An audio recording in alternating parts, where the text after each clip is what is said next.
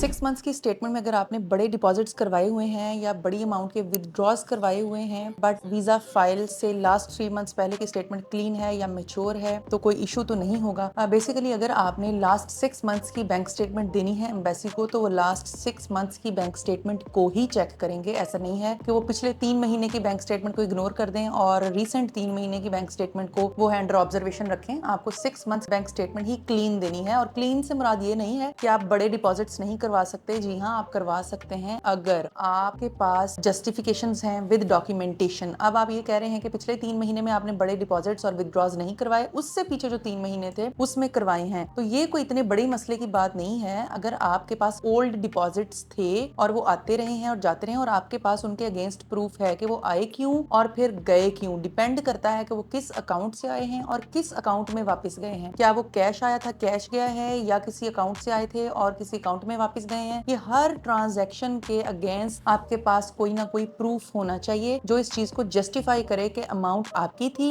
या अगर वो आपकी नहीं थी किसी और की थी तो वो आपके पास क्यों आई। और ये सारी चीजें इसको आप मैनेज अगर करते हैं तो फिर आपकी बैंक स्टेटमेंट क्लीन होती है। अदरवाइज आपका जो है वो जाहिर सी बात है फिर बैंक स्टेटमेंट वो लेते इसीलिए हैं कि वो आपका आइडिया कर सकें कि आपके जो अमाउंट्स थी वो कैसे आई, कब आई, क्यों आई, जो आपको स्पॉन्सर कर रहा है वो बंदा उसका क्या स्टेटस है। अगर आप सेल्फ स्पॉन्सर हैं, आप जॉब करते हैं तो जाहिर है फिर तो आपके पास बड़े डिपॉजिट्स नहीं होने चाहिए, आपके पीछे से सेविंग्स आनी चाहिए। तो ये डिपेंड करता है कि आप क्या केस उनको बनाकर दे रहे हैं और जो है ना वो आप फिर अपनी स्टेटमेंट को किस तरह से जस्टिफाई करते हैं और किस तरह से उसको मैनिपुलेट करके उनको बताते हैं कि जी ये पहले डिपॉजिट्स क्या थे और विड्रॉल क्या थे और अब वाले जो छोटे डिपॉजिट्स हैं वो क्या है। तो ये डिपेंड करेगा आपकी केस स्टडी करके, आपकी बैंक स्टेटमेंट स्टडी करके आपको बताया जा सकता है कि आप उसको किस तरह से ओवरकम कर सकते हैं।